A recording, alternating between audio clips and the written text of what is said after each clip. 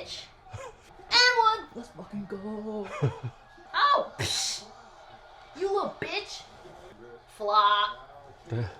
Oh, bottom line, bitch. Yes! I'm sorry, Bella. If Nick did that, she would be like, come on, that's a foul. Come on, Kaya. Come on, Nick, you got it. You got it. You got it. You got it. Oh, fuck. He actually does not have that game, so I would have been shocked if that went in.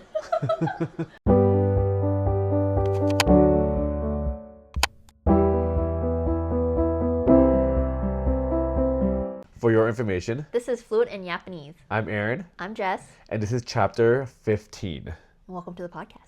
And as you can see with our videos before, our intro and her shirt, we are currently watching the Celtics game right now. We are 7. Game 7, fourth down? Fourth quarter. Fourth quarter. Fourth quarter. We are losing by 1. I think the game right now, 95, 94? Yeah, but they're about to shoot free throws. Yeah, it's commercial break right now. But yeah, this is our first time filming this late too. Yeah, usually we do during the day. Anytime we have free time, as well as this is also perfect time because I had a very eventful day today. Very, in a way, I would say it was happy and sad at the same time. And plus, I got a haircut. Nice. Thanks. You look like Bella. Because it's so curly. Yeah.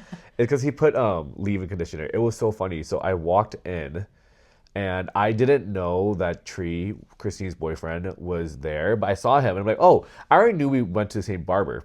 But I didn't know he was going to be there. You had the same haircut time as well? He was half an hour before me. Oh, wow. And so I went in, and I'm like, wait a minute. Saw him, then he left, got my haircut.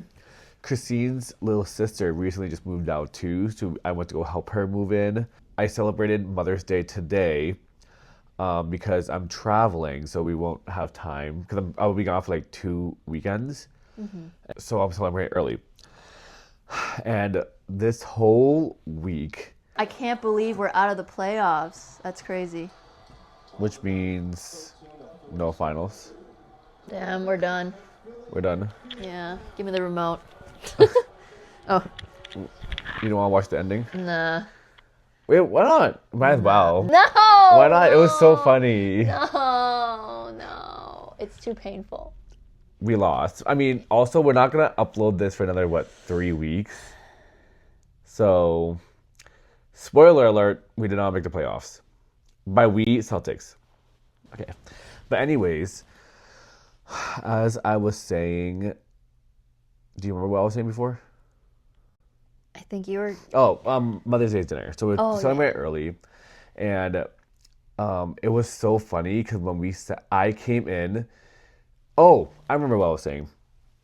This past week, I was talking to you about it. I've been so high stress, high anxiety, legit on the verge of tears every day because I'm thinking about my next potential move. And my lease ends in August, mid-August. My roommates we went into Pearl, which is what we call our building. We went into Pearl knowing we were going to live there for only 1 year. And then Christine's going to move in with Tree, and then me and Hody are going to do our own thing. I know what Hody's plans are, but then my plan is even before I moved out in Boston, I didn't like the idea of living or paying rent in Boston because I lived at home. And it was kind of a waste of money. Yeah. But then as I thought about it more, this is honestly a once in a lifetime chance living with Christine and Hody because we're childhood friends. I'm like, you know what? We owe it to each other to live with each other. And thankfully, the stars aligned for us to live this year together. And I'm super grateful for that. Then I had a couple of options next year that at first was California, San Diego specifically, because my friend owns his place. And I asked him, hey, would you be open? He said yes. And then my friend who lives in Jersey, she goes to medical school there. When she came to visit a few months ago, she actually told me that her roommate's moving out, and then if I was interested, I'm like, oh, like, I'll think about it. And then now that I'm thinking about it, I'm like, wait, maybe that's the move. And so, and I'm talking to her about it, and she's open to it too. And but she also has other prospects of like other people. I think she's prioritizing me, which I'm super grateful for. But because of that, I don't want to put her in the dark. So I want to like keep communicating with her, like, hey, I'm doing this, and just being very thoughtful, being like thoughtful for her, because like say it, I don't want to wait till like what May, June, and then say I Oh, don't consider it. consider it, and say her other potential roommate finds another place, and then she's out in the dark. Right. You know, because it's still pretty expensive getting a one bed, one bath. Right. So I'm like battling demons because I don't want to leave my. I learned I don't want to leave my social life in Boston. I think I have such a great community here. And again, me being negative, I just don't think I would make friends easily if I lived out of state.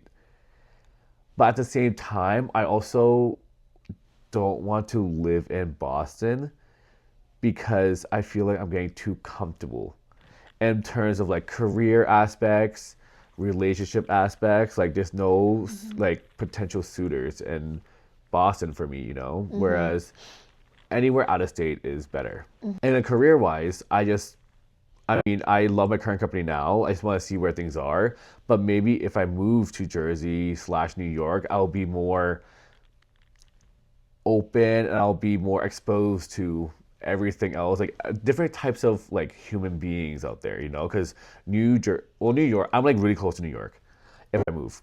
New York is a very like hustling like city, you know, and it's crazy because if you asked me this a year, 2, 3, whatever years ago, you would never catch me in New York. I'll visit, but I feel like I'm bleeding like $20 an hour there because it's so expensive. Thankfully, Jersey is like cheaper, but that was what I was battling this week. And then today, during dinner, I finally told my parents about the potential of me moving to New York. I think they took it as best as they can in a public setting. Was that intentional to do it in a public setting? No, originally we were gonna eat at home because my mom wanted to eat at home, and then when I got home, they're like, "Oh, let's go out to eat." So I'm like, "Sure, like whatever you want. It's Mother's Day," and I think me moving out already helped, and I could tell that they were really sad because my mom was like, you know, like you can always move back home, but like if this is what you have to do, like you should do it. Not you should do it. But like if this is what you have to do, then like go do it. Yeah. I also like played around with the idea of like, hey, like I want to do New York now. I originally wanted California, but it's too far right now, so I'm settling with New York, and I could tell they were both just really sad. Yeah.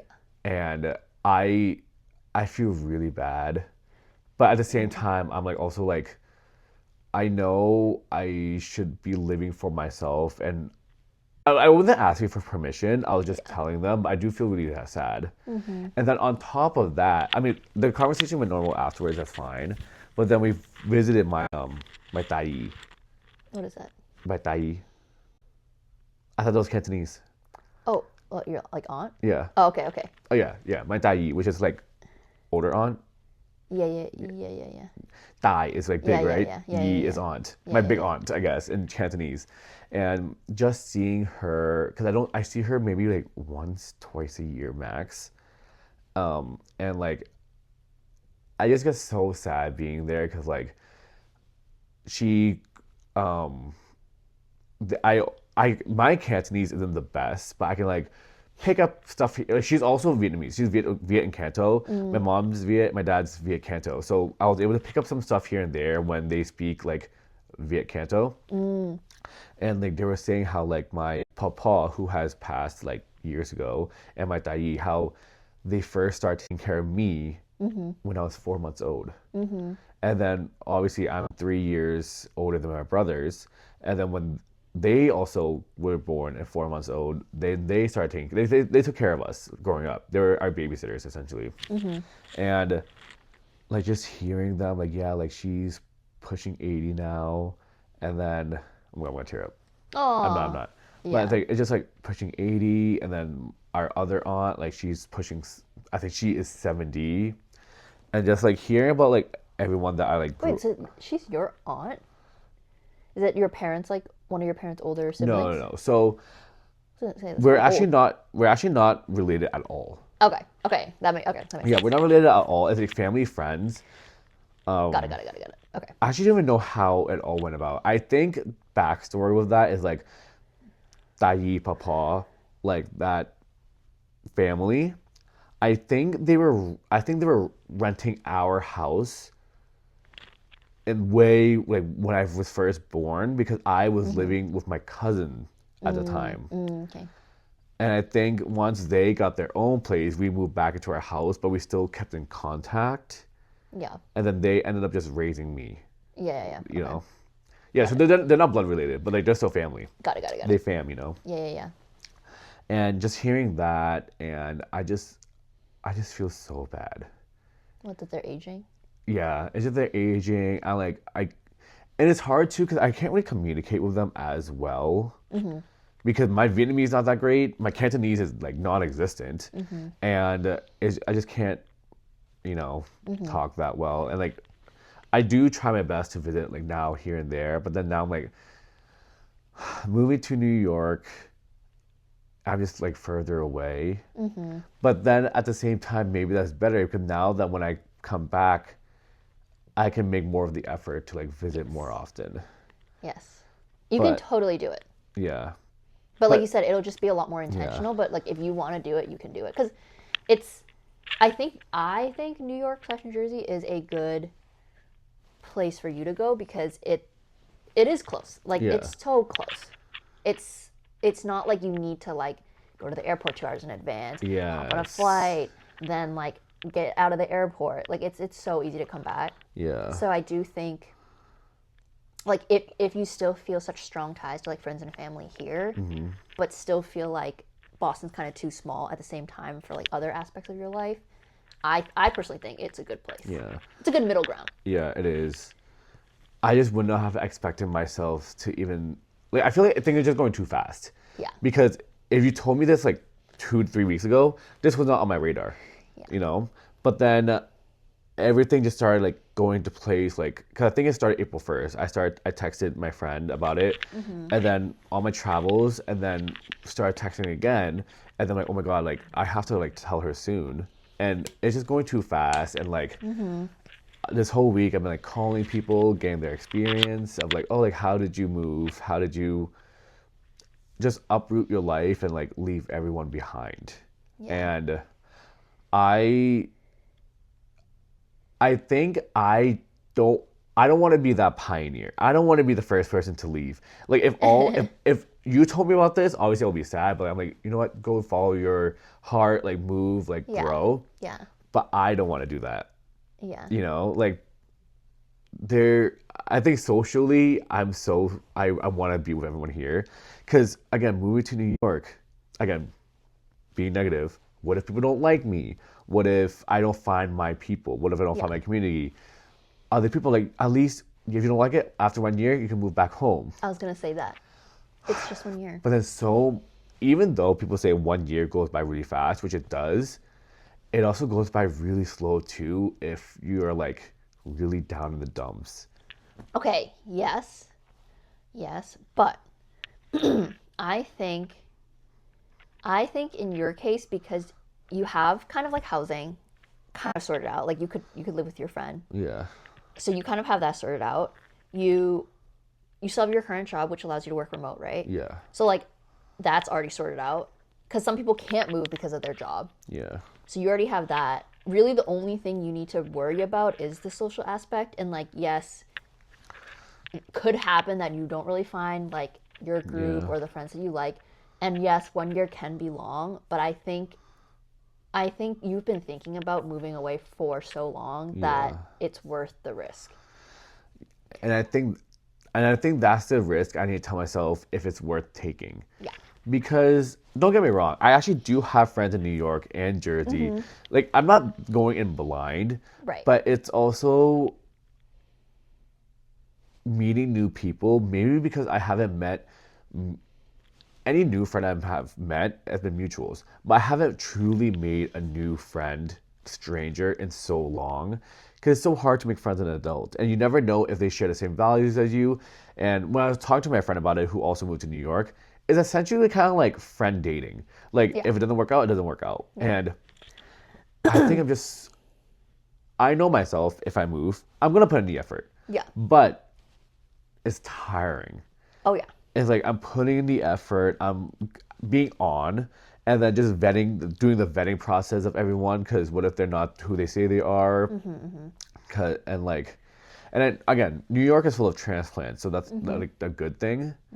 And I'm not that far. I'm not in the city, which is bad and good. Like it's bad because like obviously you make friends easier in the city, but good where it's like I'm saving money and I know if I want to put in the effort, I will take the train in, do all that. Yeah. And that's something too, like having to learn to take public transportation in New York. No, you got it. It's easy. I know it's easy, but it's just like so dirty there. Like New York to me is just so dirt. No, I know. New York to me is just so dirty. Well, I have 10% left on my phone. I'm using my phone as a camera. It's okay. You should record till it dies. Yeah. Okay. All fair, all true. I think it will be harder. Like you're gonna have to put in a lot more effort. You're gonna like not click with a lot of people, and it's gonna be tougher. Because right now you're comfortable. Like you're safe with all your friends. You know like how everything's gonna be, and yes, that's comfortable. But I think you can totally do it. Like no one clicks with everybody, so you're gonna like meet people where it's like, okay, that was like disappointing, like waste of time. But you're gonna find people, I think, and it might not ever compare to like your lifers here, but it'll be like a new chapter, and you can totally do it. Yeah, but it will be hard. Yeah, and okay, another big fear of mine. And I know I shouldn't be thinking this, but I'm like, what if my friends here forget about me? No, it's not gonna happen. Like. Okay, well, yeah, I mean, you're gonna miss out on stuff. Yeah. But you need to make space for new experiences. I know. And you're like in the perfect position. Like I said, you have everything else lined up: housing, your job. I know you like, maybe want to like look at different directions, like job wise, but at least like you have a remote job like that allows you to do it. Yeah, because I even told myself, it's like, do I even want to move to New Jersey, New York? And then I'm like, realistically, no, I don't. But I'm like, do I want to move to the West Coast? I'm like, realistically, also no. Do I want to move out in Boston? No. Just because, but if I just had someone move anywhere with me, like friend-wise, I think that's where I want to go. So I think it is just like the social aspect. Like, even if you all move to New York, I would love to go to New York. Cali, I would go to Cali. Right. Like I know that sounds ridiculous, but I think I know myself. I'm pretty aware. I'm just comfortable. Yeah, and definitely. I do need to take that risk, take that leap. As of right now, before talking to my parents, I was 65% going, 35% not. 35, majority was telling my parents. But now that I told them, I'm like, oh, like, that pushes it to like 75-25 now. And I think the 25%, I just need to speak to a few more people, especially my future roommate. Yeah. I know me and her are going to be great roommates. Yeah. It's just laying it all out on the table. Yeah. I think I have a call with her tomorrow. Okay, good. And I guess like if you didn't move and you stayed in Boston, because I'm assuming New York right now New Jersey is the most realistic. Yes. So let's say you didn't do that and you just stayed in Boston. Yes. What would you? That's the thing. So that's the reason why I like was real with myself. Say I'm staying in Boston. Like say I was able to afford a 1-bed, 1-bath, or say I'm putting myself in a little bit more debt. Not debt, but I'm spending more money on rent to keep my social aspect here. Because funny enough, my rent in Jersey is actually cheaper than my rent now. Yeah. But then it's that aspect of like, wait, like a lot of my friends are moving in with their significant other. A lot of my friends are also like, some people are moving out of state, but like, far away with their significant other. So I think, at least for the past few years, I'm so used to doing something every weekend. And so, and keeping busy, because I like keeping busy. So I think I just have to switch that mindset. Like if I'm gonna keep busy next year outside of Boston, it's just not gonna be with comfortable group. And I'm not gonna be like able to just chill, like go to someone's place, just chill. I'm gonna have to like go out, friend date, or date in general. And I just think it's tiring. But Yeah, it is. But another thing that I think a good thing coming from it is that New York, I guess, because of like this podcast of like other things that I've been wanting to do, like my creative side, New York is good for that. It's really like there's so many You have like plenty of things to TikTok. yeah, and like so many things to scout for. Yeah. It's so funny. So one of my friends lives in New York and she's like a dancer and stuff. And she said that whenever she goes out in public, whatever, she has to glam up and like look good. She can't flum it out because like you can be scouted any minute, basically. Like the scout is everywhere. Damn. And like she's like, yeah, like if I want to get noticed, like I have to look good. So I'm like, damn, that means I have to look hot 24/7. And which leads me to the point where I guess now, say if I thinking like thinking on the negative side, like the bad side first, at least if I am alone, I'll have more time to myself and like focus on myself, like work out, actively do all that. But on the positive side, at least I'll be able to like make closer connections to the people I have there. And then maybe like meet mutual friends from there, stuff like that. But yeah, I feel like it's such a big change in such a short amount of time because I think I have to sign next week or something, or in a few days after I talk to my friend. But yeah, that was my day. Yeah, damn. Yeah, and then I came here. So you're gonna talk to your friend tomorrow? Yeah, yeah, or maybe tonight if I think she's actually out in the city right now. But yeah, it's scary. Change is scary. Oh, I hate change. No, yeah. That's why I've always lived here. Just kidding. Yeah, change is super scary. But it's just so much easier giving other people advice than taking your own advice. You know? Yeah. Like if you were in my position, I know exactly what I would say, but I just can't say it to myself. I mean, all of your like pros and cons are totally accurate. Yeah. Like I feel like there's always going to be pros and cons. There's never going to be a perfect situation. And I think in this case, the pros outweigh the cons for sure. Yeah. And you have a fallback. Like you could, like if you really hate it for some reason, which I don't think you would, but you could always come back more often. Like, yeah, it'd be tiring for a year, but you can get through a year. Yeah. That was also one thing too. Realistically, I'm also only living there full time, I guess, for 8 months. How come? Because September, like, so I would be paying double rent for 2 weeks, but like whatever. Yeah. But I move in August, but I can't even move in the first week because we have the batch trip. And then the week after is Christine's birthday. And then the week after is my official move out day. So I'll probably have to take like, I'll probably have to go like during the weekday or something because I'd rather just move everything at once. And then say I move out. Let's say I come for breakaway.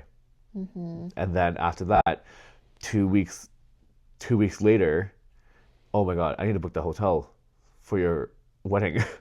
Yeah, it's your wedding. 2 weeks after that, I'm going to Vietnam. I will be in Vietnam for one and a half-ish weeks. Come back. I had to drive back for my mom's birthday. My mom's birthday is mid-October. Go back. Come back for my birthday.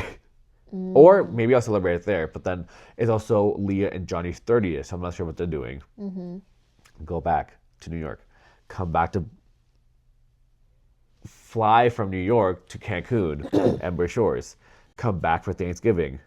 go back to New Jersey, come back for Christmas, New Year's, then go, and then it's already January. Yeah, the holidays are crazy. Yeah, like September to January itself is like so back to back to back. Yeah, and then February, but then March happens, and March is the start of festival season. And like we have Ultra, and then I have another trip, and I have another trip in April already planned. Coachella, the 30th birthdays of all the like, and then everyone and their mothers are turning 30 next year, myself included. And so it's just like a bunch of 30th next year. So that's why that's also pushing me. Is like I don't think I'll be missing out on much because there's a lot that's going to be happening in 2027. And yeah, like half the like all the festivals you're going to, you're seeing your friends too. And then it's like, oh, like distance make the heart grow fonder. And I've been seeing like obviously like on TikTok now that it's like they've been hearing me talk about moving, it's been giving me like motivational TikToks. So it's like friendship knows no distance, stuff like that. And I understand. It's just a fear. Yeah. Yeah. Yeah, no, I get it.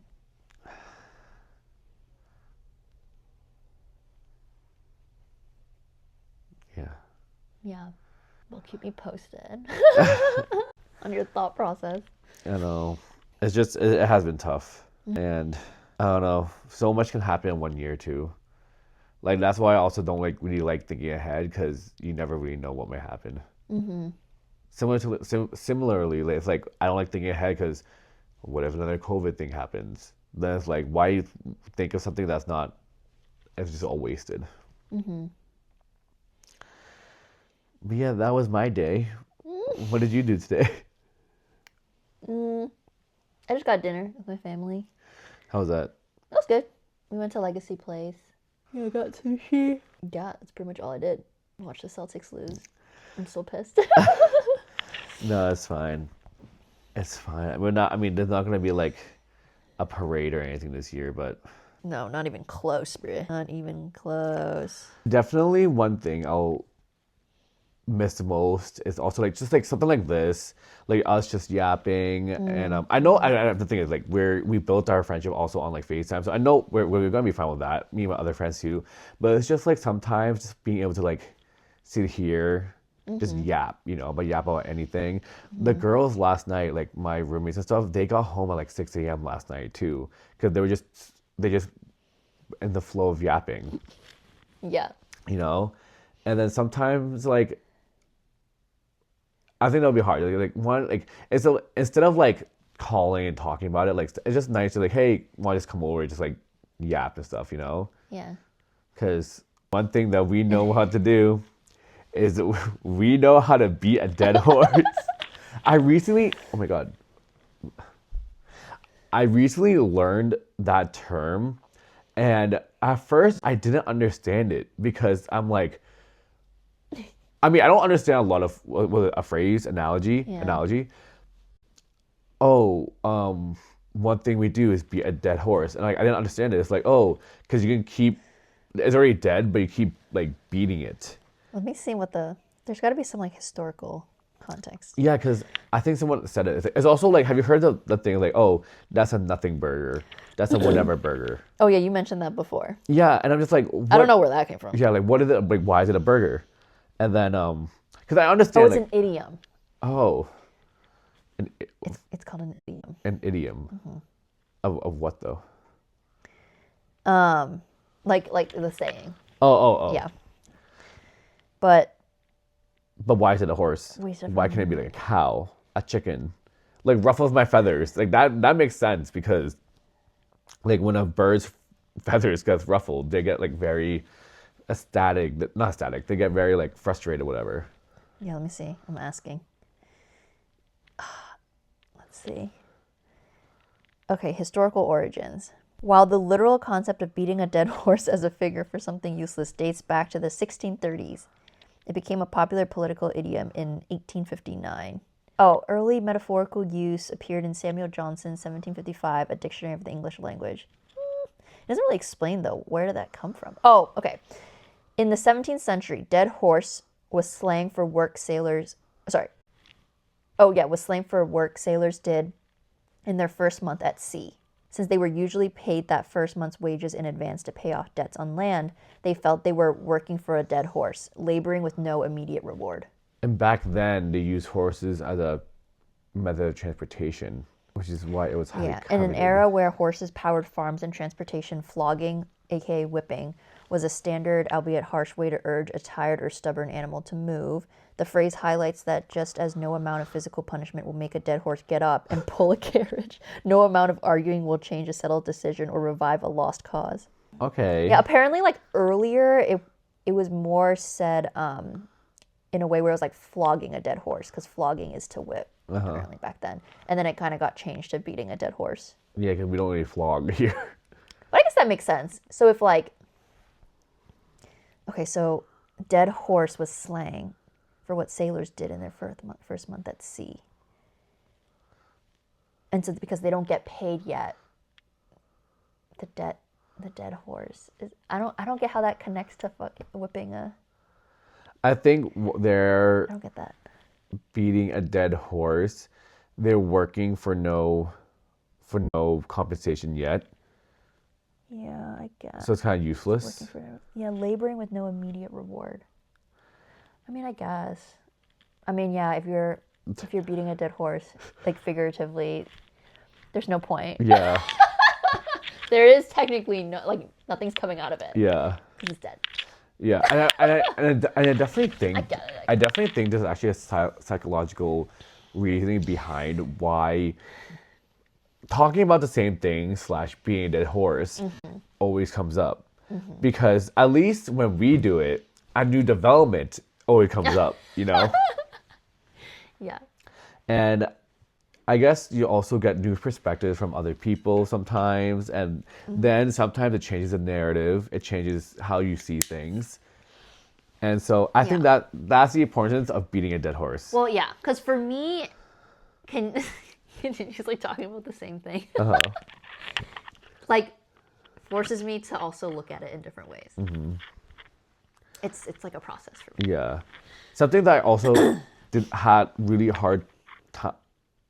Something I had a hard time coming to terms to was playing devil's advocate. I didn't understand what that meant until at all, because I'm like, what does it mean, devil's advocate? And then that just essentially seeing both sides. Yeah. And like it's putting seeing the opposite side. Yeah, and that's something that I actually do a lot, just because I like seeing both sides, seeing how other person would react.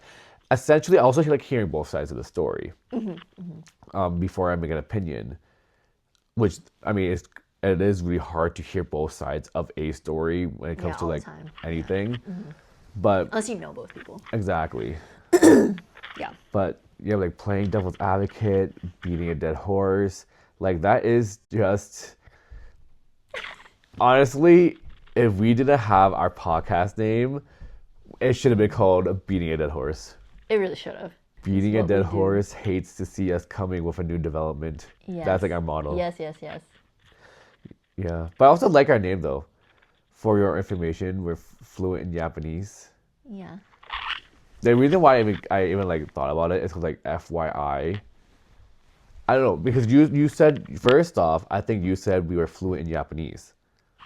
Yeah, and then you came up with the whole. And then I'm like, oh, like fluent in Japanese, like, oh, like, and like I like using name words a lot with the first letter, like that's like majority of my group chat names too, like putting how we can like form it. And then when I was like FIY, wait, this is FYI, and then like FYI, this is FIY. If people were curious of how the name started, unless we talked about that in the first episode. We might not have explained. Yeah, actually we didn't, because we talked about resolutions. Yeah. That's true. Yeah. Yeah. Anyways, it's getting late, and plus my phone's dying. We're still gonna keep yapping, but we're just gonna do our outro now, just in case. Yeah. We don't get to it. We don't get to it. Yeah. But anyways, thanks for listening. Remember to like, subscribe, comment down below with anything. Comment down below for any advice you would like to give me on how to make friends as an adult, especially in the tri-state area, which I recently learned was. Did you ever watch Phineas and Ferb? Yeah. And like Dr. Douchish, whatever, Yeah. was like the tri-state area. I actually did not know what it was until like I was like looking online. It's New York, New Jersey, Connecticut. Yeah. I didn't realize Connecticut was part of that. It makes sense, but I never used that term. I mean, I guess not until now. Yeah. Yeah. But anyways, FYI. This is FIY. Thanks for watching. Have a good night, everyone. Oh, I look like Bella was waving. Uh-huh.